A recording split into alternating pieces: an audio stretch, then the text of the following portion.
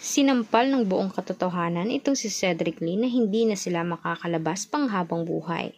Tila naging matigas ang ulo niya kamakailan lamang dahil hindi niya matanggap sa sarili niya na talunan siya at natalo siya ni Vong Navarro. Mismong kinaiinisan niyang tao sa showbiz. At mismong napipikon siya kapag nagpapatawa si Vong Navarro at makikita mismong nag-hosting sa It's Showtime ng ABS-CBN. Kaya ngayon, wala siya. Talong-talo talaga siya ni Vong, kahit wala naman ginagawang masama si Vong sa kanya. Dahil napipikon siya na mismo nagbibigay ng sakit sa kanyang sarili.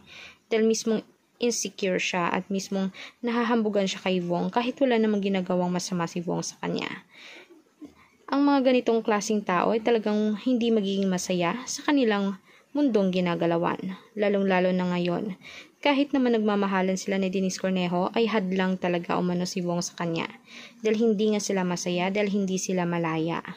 Gayon din naman karma naman talaga ang nangyari sa kanya dahil siya mismo ay mapikot din sa babae. Kumbaga pareho sila ni Denise na makate.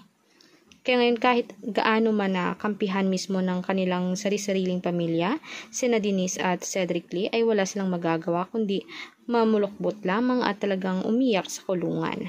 Kaya kawawa talagang itong dalawang matandang ito, hindi man lang natuto. Kaya anong magiging komento nyo dito para naman malaman nila ang inyong mga opinion at sagot. Huwag kalimutan i-share, i-like at i-subscribe mismo ang ating YouTube channel para lagi kayong updated sa ating future updates. Salamat mga kanetizen!